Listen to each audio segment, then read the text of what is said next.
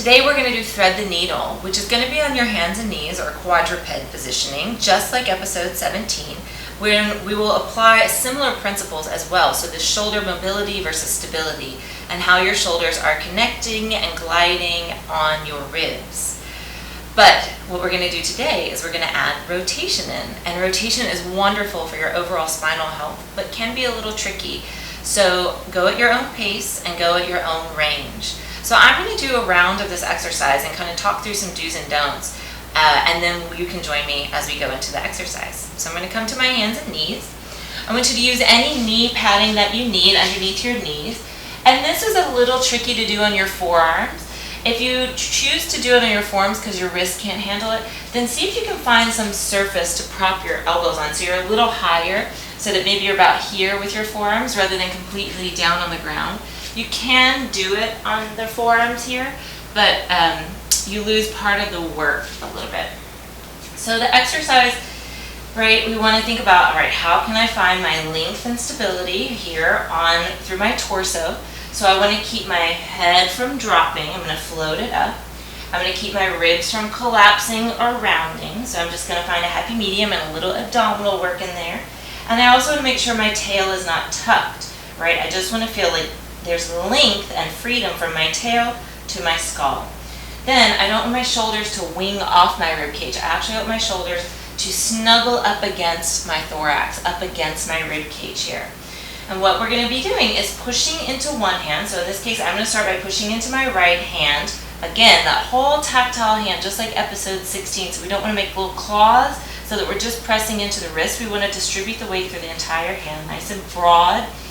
And I'm going to push to that right hand and get that shoulder blade on the right side to connect with my ribs as I push through the right arm and shoulder to open my ribs to the left. I'm going to reach the left arm up.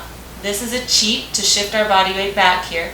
So we're going to try and keep the weight shifted forward. And then I'm going to thread the needle by threading my left arm underneath my right arm, spiraling down and taking my head all the way next to this right hand. And then I'm going to push through this right hand so that my shoulder blade connects onto the ribs. My elbow is reaching out a little bit here, and I start to unwind and open all the way back up.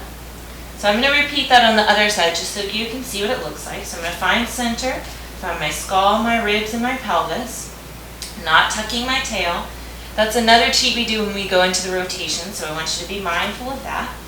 I'm going to see if I can lift my right arm up, and I'm just going to use a little cue here to get my shoulder blade on my rib cage, keeping my ribs up. And I'm going to push to that left arm so my shoulder starts to reach around my ribs, which makes my ribs rotate, and my right arm is going to open up.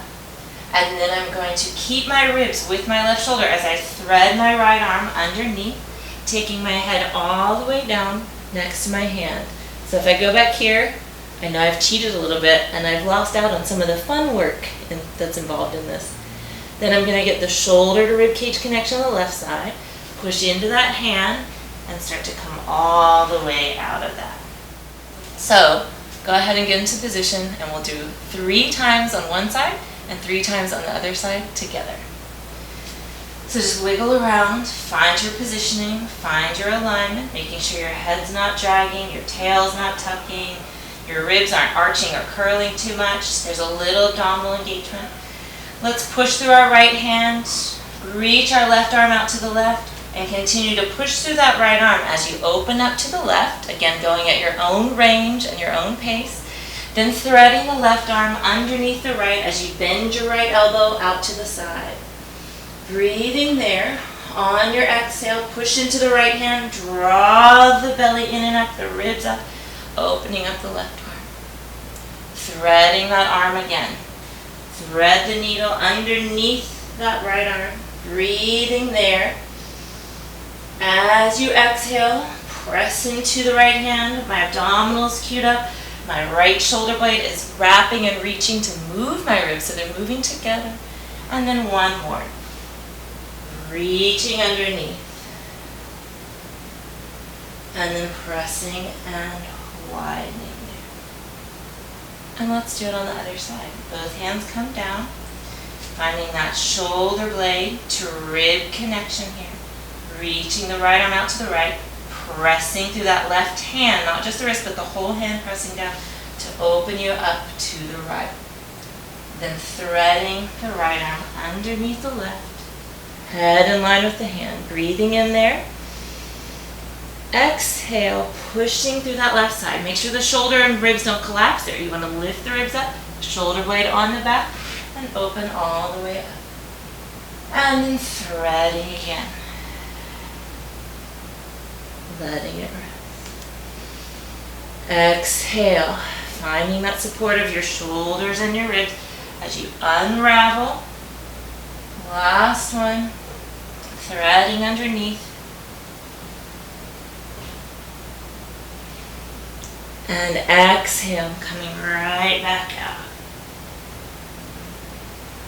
And bring both hands down and take a rest.